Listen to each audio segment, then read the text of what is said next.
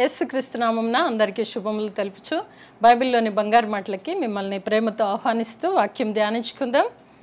సామెతల గ్రంథము 12వ అధ్యాయము 22-23 వచనాలు చదువుకుందాము. సామెతల గ్రంథము 12వ అధ్యాయము 22వ వచనం.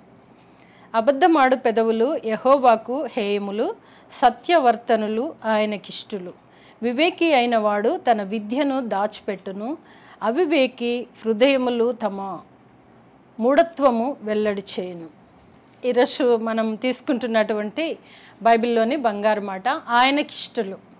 ఆయనకిష్టులు ఎవరు అని మనం ఆలోచిస్తే భూలోకంలో సర్వలోక నివాసులందరూ ఆయనకిష్టులే. ప్రాముఖ్యంగా ఇష్టత ఎవరిపైన ఉందా అనేది మనకు వాక్యమే సెలవిస్తుంది. అబద్ధమాడు పెదవులు యెహోవాకు హేయములు, అవి ఇష్టం లేవు. అబద్ధం చెప్పువారు అనగా ఇవన్నీ కూడా ఇష్టం లేనివి కొన్ని చూపిస్తున్నారు. కానీ ఆయనకి ఇష్టలు ఎవరు అనేది మనం చూస్తే సత్యవర్తనులు ఆయనకి ఇష్టలు. సత్యవర్తనులు, సత్యము కలిగి నడవడం, సత్యముగా మాట్లాడడం, సత్యముతో నివసించడం, ఇదంతా కూడా దేవునికి ఇష్టం. అబద్ధమాడు పెదవులు ఆయనకు హేయము అని చూస్తున్నాం. మన జీవితాలలో కూడా మరి ఆయనకి ఇష్టలుగా ఉండాలంటే సత్యవర్తనులుగా ప్రవర్తించాలి, సత్యమే పలకాలి, సత్యం నందు నడవాలి, సత్యవంతుడైన దేవుణ్ణి కూడా ఎరగాలి అని వాక్యం సెలవిస్తుంది. అంతేకాకుండా ఈరోజు బైబిల్లోని బంగారు మాట కూడా ఆయనకి ఇష్టలు. ఎవరు ఆయనకి ఇష్టలు అంటే సత్యవర్తనులు ఆయనకు ఇష్టలు. దేవునికి ఇష్టలు ఎవరంటే సత్యవర్తనులు. ఎందుకంటే దేవుడు కూడా సత్యవర్తనుడు. ఆయన వలె మనం ఉండాలని దేవుడు ఆశపడుతున్నాడు. ఎందుకనగా నీవు నేను ఆయన సృష్టి, ఆయన చేతి పని అయి ఉంటున్నాం కనుక ఆయన చేతిలో భద్రపరుచుకున్న బిడ్డలు కూడా సత్యవంతుణ్ణి పోలి నడవాలి అని ఆశపడతారు. ఎవరైనా కూడా తల్లిదండ్రులు ఏమనుకుంటారంటే తనకు మించి తన పిల్లలు ఉండాలని ఆశిస్తారు.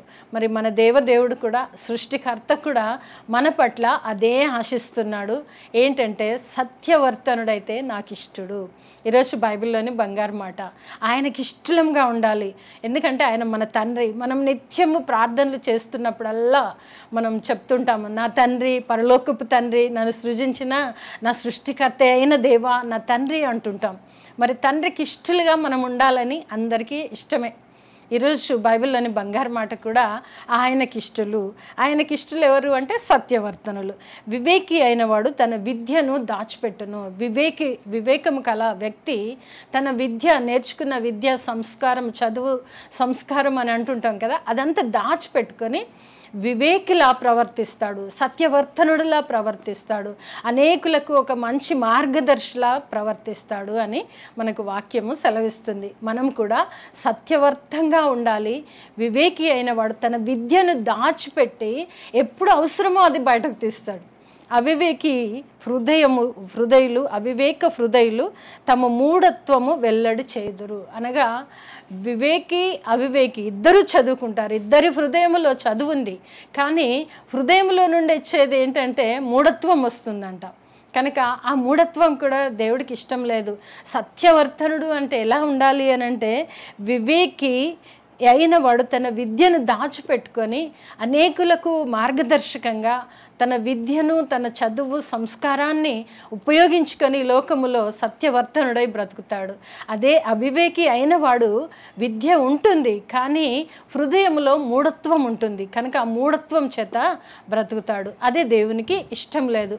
కనుక మనం ఎలా ఉండాలంటే ఆయనకి ఇష్టలుగా ఉండాలంటే మనము చదువుకున్న చదువు, సంస్కారంలో నుండి నేర్చుకున్న సత్యవర్తమైన ఒకటైతే నన్ను సృజించిన సృష్టికర్తను పోలి నడుచుకుంటూ సత్యవర్తనుడిగా జీవించాలని ఈరోజు మనకి వాక్యము సెలవిస్తుంది. అలాగే మనం చూస్తే 15వ కీర్తన మొదటి 2 వచనాలు చదువుకుందాం. 15వ కీర్తన మొదటి 2 వచనాలు. యెహోవా నీ గుడారములో అతిథిగా ఉండదగిన వాడెవడు? నీ పరిశుద్ధ పర్వతము మీద నివసింపదగిన వాడెవడు? యథార్థమైన ప్రవర్తన కలిగి నీతిని అనుసరించుచు హృదయపూర్వకముగా నిజము పలుకువాడే. అవివేకి హృదయములో మూఢత్వం ఉంటుంది. సత్యవర్తనుని హృదయములో ఏముంటుందంట? యథార్థమైన ప్రవర్తన ఉంటుందంట. అనగా యథార్థ ప్రవర్తన ఎలా వస్తుంది అనంటే, సత్యవర్తనుడైతే అతని హృదయములో వివేకము కలిగి సత్యవర్తనుడుగా ప్రవర్తిస్తూ నీతిని అనుసరించుచు సత్యమును అనుసరించుచు హృదయపూర్వకముగా నిజము పలుకువాడే సత్యవర్తనుడు అని మనకి ఈరోజు వాక్యం సెలవిస్తుంది. బైబిల్లోని బంగారు మాట. అవును, నేను కూడా నా ప్రభువుని నమ్ముకున్న నేను ప్రభువు వలె సత్యవర్తనుడుగా నుండి యథార్థమైన మాటలు మాట్లాడుచు నీతిని అనుసరించి నడుచుకుంటూ హృదయపూర్వకంగా నిజము పలుకుతాను. ఆ నిజమే సత్యము, సత్యమే సత్యవర్తనుని వలె మనల్ని నడిపిస్తుంది అని దైవవాక్యం ఈరోజు మనల్ని హెచ్చరిస్తుంది. ఎందుకంటే ఆయనకిష్టంగా ఉండాలంటే, దేవునికి ఇష్టమైన మార్గములు అన్నీ కూడా పరిశుద్ధ లేఖనములో నీకు నాకు ఉపదేశించబడుతున్నాయి. కనుక ప్రభు వలె నీవు నేను కూడా ఉంటూ ఆయన యొక్క కృపలో మనం ఎదగాలని ప్రభువు ఇష్టపడుచున్నారు. అలాగే చూస్తే 51వ కీర్తన 6వ వచనం చదువుకుందాం. నీవు అంతరంగములో సత్యము కోరుచున్నావు. అంతరంగము చూసేది ఎవరంటే ఆ దేవదేవుడు. ఆయన సత్యము కోరుతున్నాడు. హృదయమును పరిశీలించి పరీక్షించి తెలుసుకునేది ఎవరు అంటే ఆ దేవుడే. అందుకే ఆయనకి ఇష్టలుగా ఉండాలంటే మన మాటలో ఆయనకి ఇష్టలుగా ఉండాలి, సత్యము పలకాలి. అబద్ధం ఆడితే ఆయనకు హేయము అని తెలియపరచబడుతున్నది, సత్యము పలికితే ఆయనకి ఇష్టలము అని కూడా తెలియపరచబడుతున్నది. ఇక్కడ దావీదు భక్తుడు ఏమంటున్నాడంటే, నీవు అంతరంగములో సత్యము కోరుచున్నావు. పై వేషము పై మాట పైనుండి వస్తున్నది కాదు, కానీ అంతరంగమును చూచుచున్న దేవుడవు. నీవు అంతరంగములో సత్యము కోరుచున్నావు. ఆ సత్యవర్తనుడిగా ఉండడము నీకు ఇష్టము కనుక ఏమని చెప్తున్నాడు అనంటే, నేను పవిత్రుడనగునట్లు అంతర్యమున నాకు జ్ఞానము తెలియచేయుదువు. నేను పవిత్రుడనగునట్లు హిస్సోపుతో నా పాపము పరిహరింపుము అని ప్రాధేయపడుతూ ప్రార్థిస్తున్నటువంటి ప్రార్థన. మనమందరం మానవ మాతృలంగా తెలిసి తెలియక చేసిన ప్రతి తప్పిదము కూడా దావీదు వలె ప్రార్థించుకొని హిస్సోపుతో నన్ను కడుగుము అని అంటున్నాడు. ఎందుకంటే నీవు అంతరంగమును చూసే దేవుడు, అంతరంగములో సత్యమును కోరే దేవుడు.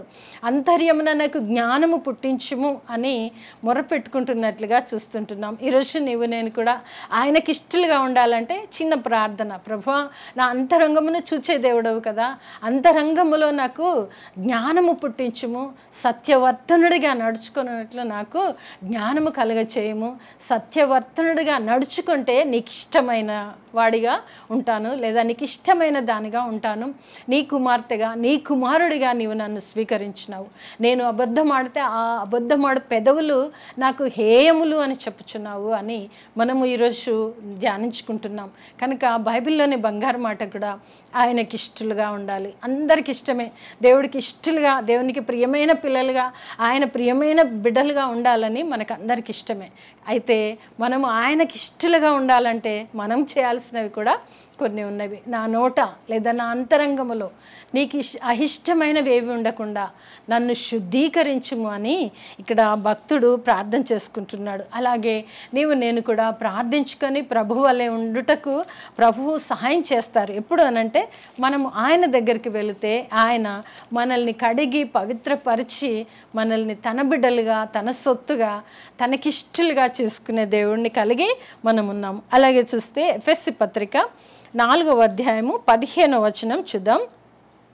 ఎఫెసీ పత్రిక 4వ అధ్యాయము 15వ వచనం.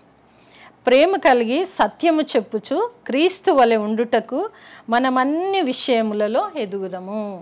చివరిగా అపోస్తలుడైన పౌలు గారు సంఘాలకి లేఖ రాస్తూ చెప్పుచున్న మాట ఏంటంటే, ప్రేమ కలిగి ఏం కలిగి ఉండాలట? మొట్టమొదట మనము ప్రేమను కలిగి సత్యము చెప్పుచు. ఎప్పుడైతే క్రీస్తు ప్రేమ మనలో ఉంటుందో క్రీస్తు వలె సత్యము చెప్పుచు క్రీస్తు వలె ఉండుటకు, అంతా కూడా క్రీస్తు వలె క్రీస్తు వలె క్రీస్తు వలె ప్రేమ కలిగి ఉండాలి, క్రీస్తు వలె సత్యము చెప్పుచుండాలి, క్రీస్తు వలె మనం ఎదగాలంట.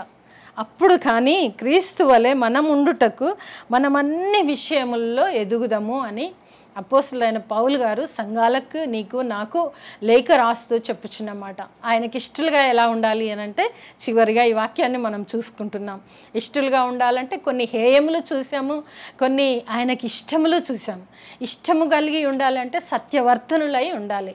ఆ సత్యము, యథార్థమైన ప్రవర్తన, నీతి కలిగి నడుచుకోవడము, ప్రభు దగ్గర పశ్చాత్తాపడడం. అలా ఉన్నప్పుడు అపోస్తలుడైన పౌలు గారు ఏమని చెప్తున్నారనంటే క్రీస్తు వలె ప్రేమ కలిగి, క్రీస్తు వలె సత్యము చెప్పుచు, క్రీస్తు వలె ఉండుటకు మనం అన్ని విషయములలో ఎదుగుదాము. అదే మనకు కావాల్సింది. ఈ లోక జీవిత యాత్రలో కావాల్సింది ఏంటంటే క్రీస్తు వలె ప్రేమ కలిగి ఉండాలి, క్రీస్తు వలె సత్యము చెప్పాలి, క్రీస్తు వలె మనం అన్ని విషయములలో ఎదగాలని మరలా అపోస్తలుడైన పౌలు గారు కూడా చెప్పడం చూస్తుంటున్నాం.